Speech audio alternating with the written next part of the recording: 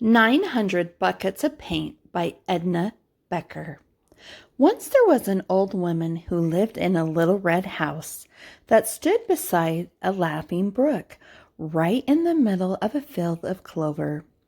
With her lived her 2 cats, Pansy and Violet, and her donkey, whose name was Arthur, and her cow, Bossy. The old woman's house had once been a very bright red, but the sun and wind and rain had beaten against it until it was faded and worn. One day the old woman decided that it looked too shabby to live in it any longer. So she decided to move. She began packing early the next morning. By noon she had all her belongings loaded into the donkey's cart. All that is, but her alarm clock.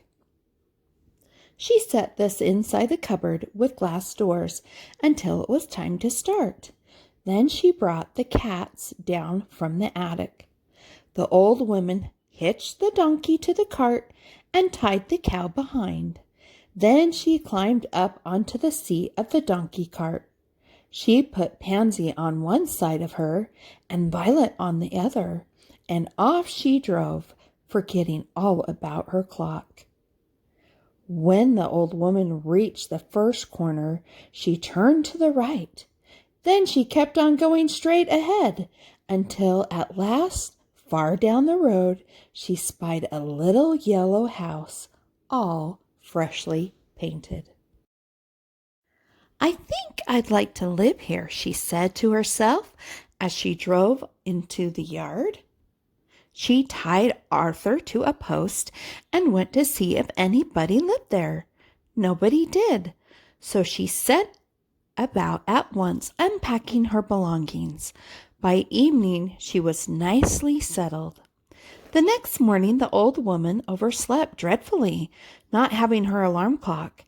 Just the same, when she woke, she felt very satisfied with herself. "How do you like it here?" she asked Pansy and Violet. The cats waved their long tails. "Meow," they said. "Fine." There are plenty of mice in the attic. After breakfast, the old woman went out to milk the cow. "How do you like it here, Bossy?" she asked. Bossy rolled her big brown eyes. "Moo," she said. "Very much indeed. The clover is sweet and tender, and there is plenty of it." The old woman, feeling very happy, went to give the donkey a bucket of water. "How do you like it here, Arthur?" she asked. "Hee-haw!" brayed Arthur. "I think it's terrible." "Why, Arthur," cried the old woman, "what is wrong?" "I won't drink out of a bucket, so there," said Arthur, and he stamped his foot.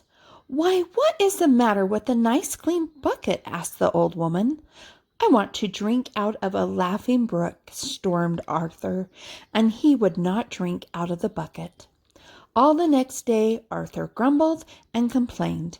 At last the old woman packed up her belongings and set out to find a house that had a laughing brook for the donkey to drink from. When she reached the first corner, she turned to the right. Then she kept on going straight ahead until at last, far down the road, she spied a little bright green house. A laughing brook ran close by. "I think I'd like to live there," she said to herself. Nobody lived in the house, so the old woman set about at once unpacking her belongings. She found the house very comfortable. The next morning Pansy and Violet were merrily running around in the attic, catching mice. Arthur was down at the brook drinking. The old woman, feeling very happy, went to milk the cow. But Bossy would not give her any milk. "Why, Bossy," scolded the old woman, "what is the matter?" Moaned Bossy. "I don't like it here. There isn't enough clover." "I will get you some hay," said the old woman. The old woman promised. "I don't want hay. I want clover," grumbled Bossy. "What shall I do?" sighed the old woman. "I'll just have to move again." The next morning the old woman packed up and set out to find a house that had a brook and a clover field too. She sighed as she drove away, for she liked the little green house. When the old woman reached the first corner, she turned to the right. Then she kept going straight ahead until at last, far down the road, she spied a little low-roof house. She didn't like the house very well, but there was a laughing brook beside it and a field of clover around it. Nobody lived there, so the old woman set about at once unpacking her belongings. The next morning after breakfast, the old woman went to milk the cow. Bossy was nibbling contentedly at the clover, and Arthur was down by the brook. The old woman carried back to the house the brimming bucket of milk Bossy had given her and poured out a big saucerful for Pansy and Violet. "Here, kitties," she called. "Here, kitties." But Pansy and Violet did not come. At last the old woman found the cats sulking in the corner.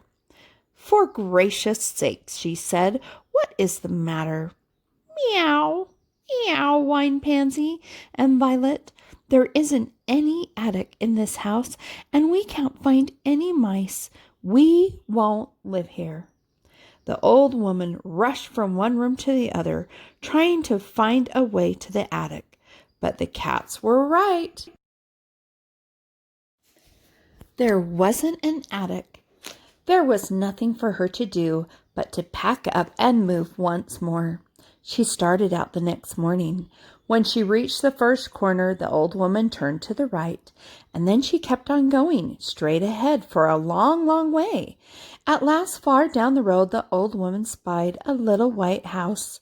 There was a clover field around it, and it looked high enough to have an attic. "Now, if there is only a brook," the old woman said to herself. Just then the wheels of her cart rumbled over a bridge, and there was the brook. "This is the very place for us," she thought as she drove into the yard. As she was getting out of the cart, a man came around the corner of the house with a paint bucket in his hand. The old woman's heart sank. "Do you live here?" she asked. "Oh, no," replied the man cheerfully. "I've just been painting the house.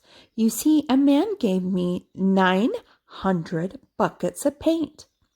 I wasn't very busy, so I thought I'd paint all the houses around here that look shabby. It will make things look much better." "That is certainly kind of you," replied the old woman. "Will it be all right for me to move in here with my 2 cats, my donkey and cow?" "Certainly, certainly," said the painter. "Move right in. I'll finish the fence. Then I'll be leaving." The old woman began unpacking. As she put some plates into the cupboard with glass doors, she saw something that surprised her. It was an alarm clock. "Well, I declare," she said at last. "I do believe this is my own clock. I remember now that I forgot it when I moved the first time. I wonder—" The old woman went to the door. "Oh, Mr. Painter," she called out, "do you happen to remember what color this house was before you painted it white?" "It was red," said the painter. He shouted back, "but it was very old and faded. That's why I painted it." "Well, I declare," said the old woman again. "Well, it was a nice vacation." I love this short little story. The little old lady moved from place to place, only to end up back at home. There's no place like home.